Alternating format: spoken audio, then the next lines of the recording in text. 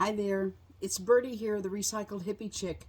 Hey, I'm going to try to keep my head over here. I have these bright lights here and a bright window back there. So I'm going to try to keep my head just perfect so that it blocks those two lights. It's probably going to take my attention off of what I want to say. But I'm not a professional. I'm just a recycled hippie chick who likes to come in here and do art videos. But today, I want to talk about something else. So those of you who normally watch my art videos, this has nothing to do with that. So you may want to pass me by today. Those of you who have stopped in, maybe with the keyword carnivore, you're in the right place. I need your help. I want to tell you my story, and I'm going to try to keep it really quick and short and sweet so I don't drag you on too long. Got to take a drink of my coffee. I need help, and I'm hoping that someone out there who is also a carnivore will be able to either answer my questions or send me somewhere that I can get answers. Let me start by saying I watch two people. I watch Dr. Ken Berry, who I consider my doctor. I watch Dr. Elizabeth Bright, who I consider my doctor. Both of those people are very respected in my world. Just a minute. I thought somebody was at the door. I've got the doors wide open, but it was not. It was just the wind blowing. They are very respected in my world. I trust them, and I listen to everything they say.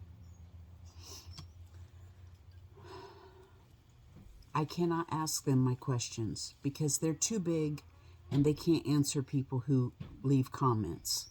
So I have questions about things they say, but there's no way I can contact them because, they're like celebrities now.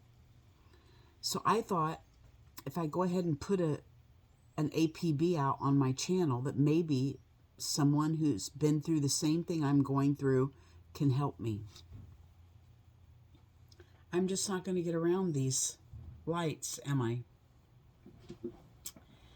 I have been carnivore for 3 months now, a little over 3 months, probably 3.5 months. July. Since the 4th of July, I've been carnivore. I saw a video on here of Dr. Elizabeth Bright saying that you could heal your thyroid with a high-fat carnivore lifestyle. I have been on thyroid medication for 4 years, have not enjoyed a day of it, have not felt any change in my symptoms, and decided it's time I went off of that medication and I want to heal my thyroid. So I went cold turkey, got rid of everything in my pantry, went carnivore. My husband said, "You're the one that feeds us. I guess I'll be carnivore too." So we have both been carnivore. My husband is more keto because he takes a protein bar also in his lunch with his tuna, his cheese stick, and a sugar-free pudding and pork rinds in his lunch. So the rest of the time when he's here, he's carnivore. But in his lunch every day, he has those 5 items. So I call him keto. He's lost 20 pounds. I've gone hardcore keto. I'm not going to say I haven't cheated. There have been times when I have had a protein bar.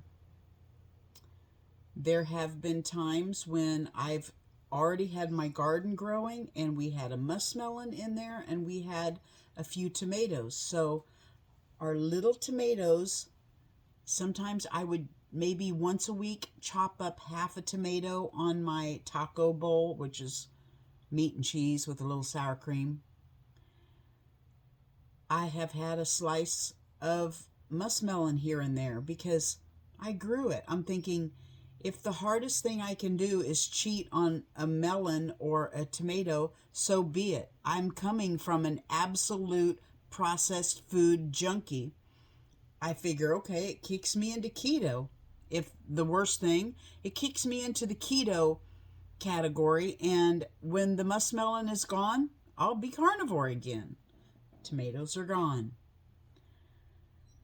So I went into ketosis on about day 4 of my journey, and I have not gone out of ketosis.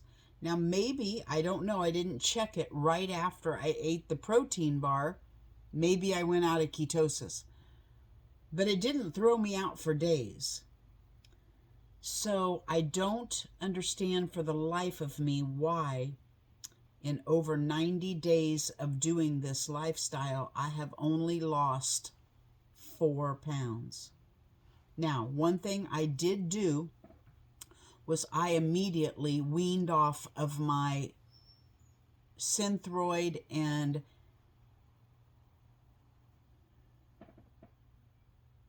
I was on 2 thyroid medications for hypothyroidism. Levothyroxine and levothyronine, I believe was the name of the 2 was taking. I weaned off of them immediately because I figured I need to know if it's healing me. I'm not going to know if I'm on a medication. I don't know if this was right or not, but I did go off of them. I just a couple weeks ago I take a Bio-T hormone implant every 3 months, bioidentical hormones, because I have had a hysterectomy in 1996. I went in for my hormone implant, and she did a full panel on my thyroid. Maybe I should get off. Maybe I should stop right here and go get my labs and tell you what they are. Let me do that. Okay, I got my lab results.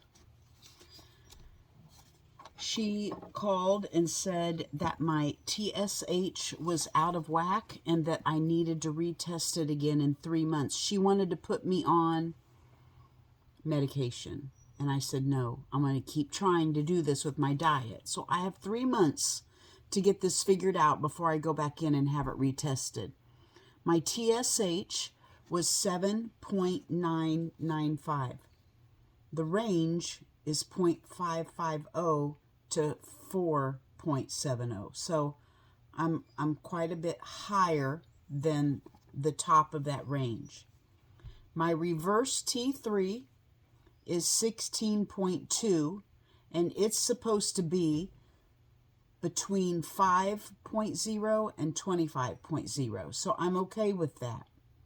My free T3 is 2.3. It's at the lower end of their range. It's supposed to be between 2.3 and 4.2.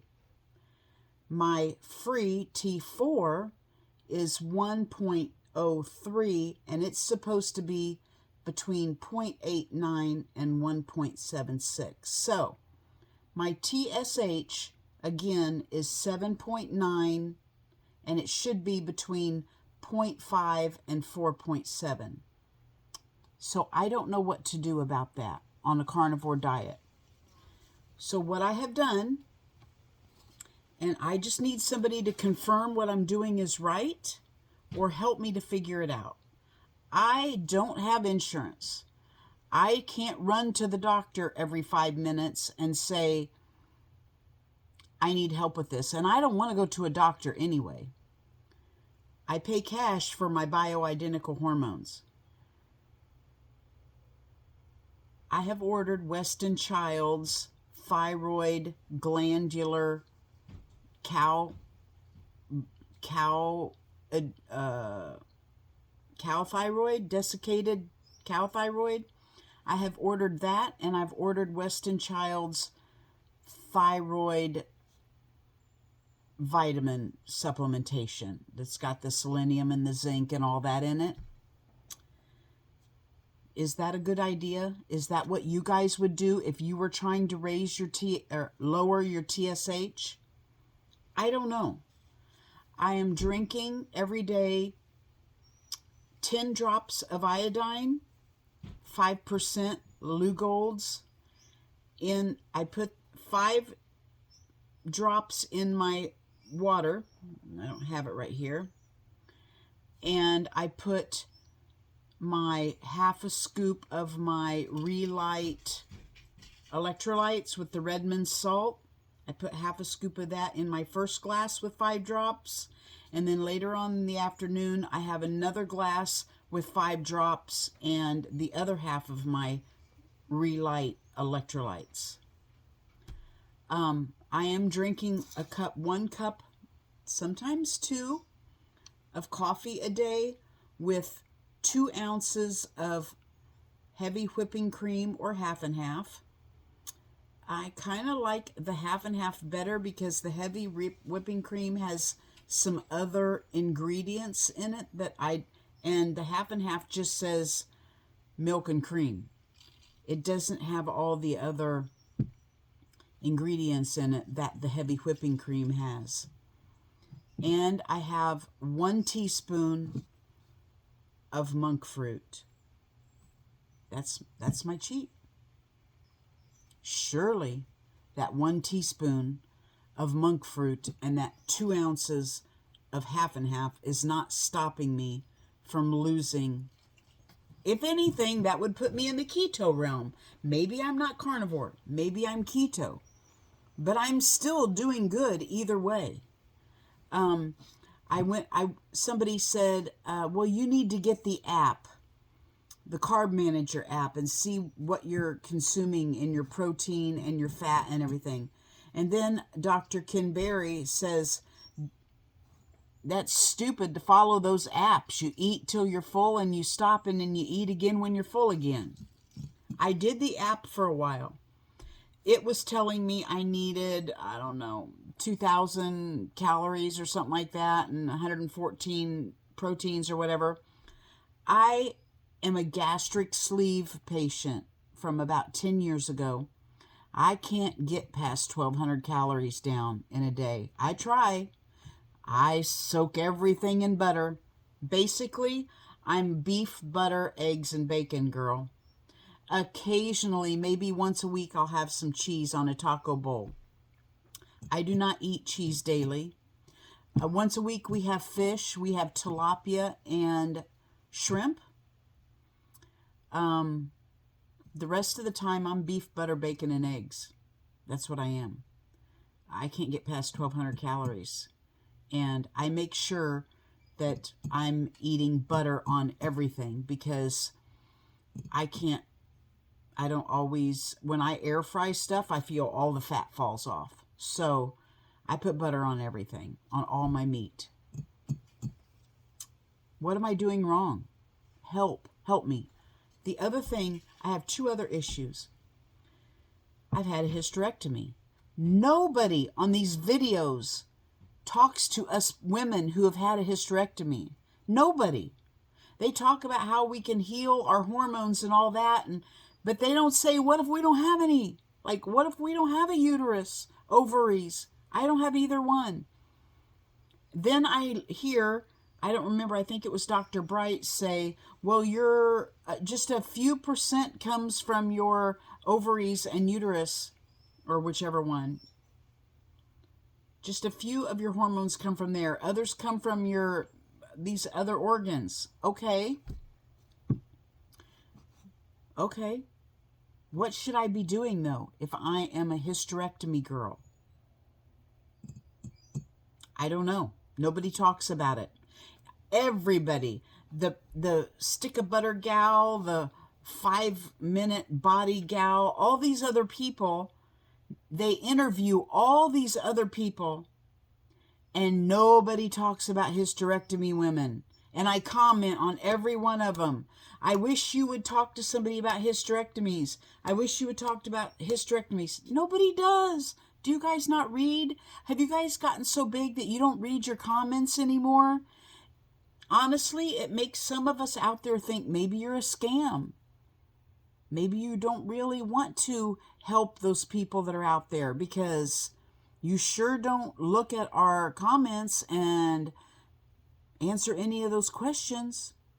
Is that fishy, or is it just because you've gotten too big for your britches that you can't do it anymore? I don't know. I trust no one anymore. You have to understand that the way the society is nowadays, the way social media is nowadays, I don't know that you're not a Russian person trying to lead me down the wrong path and feed me full of malarkey and see if these dumb Americans will follow it. I don't know. I need help. I'm also a limey. I have four, I don't want to say I have Lyme, okay? I have Borrelia burgdorferi. I have 2 strains of that, and I have Borrelia ATZELLI. I have Borrelia BAVARIENSIS, and I have Borrelia MIYAMOTOL. I have those 4 organisms of tick-borne illness. Active, I'm chronic. I've had it for 7 years. Probably 9 now. I've probably been saying 7 years for 2 years now. I have been diagnosed with that. I have gone through a regimen of a 1.5 years of antibiotics. In that 1.5 years, every single day of my life, I was on 6, at some point, I was on 6 different antibiotics. I started with one. I would do it for 2 or 3 months. I would go to the next one if it didn't work. I went to every one until I settled in with Flagyl. I felt like Flagyl was really helping me.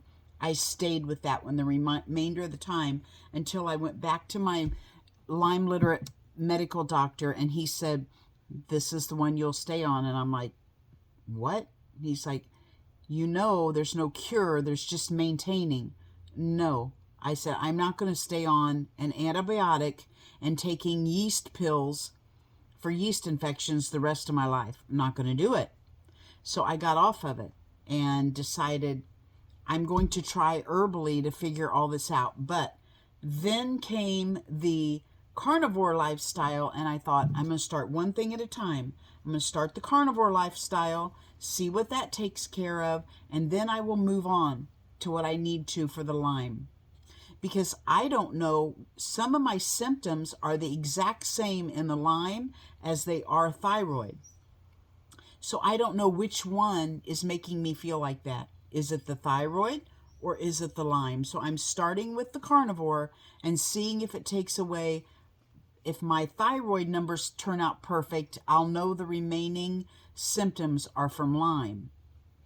So that's where I'm at. There was something in there with my brain mush that has completely left me, and I don't know what it was. I'm going to push pause for a minute and try to think of that before I get off. I remember what it was. I've had a couple surprises by going on this. No, I've not lost any weight. No, I have not healed my thyroid yet, but I'm willing to stay on this as long as it takes.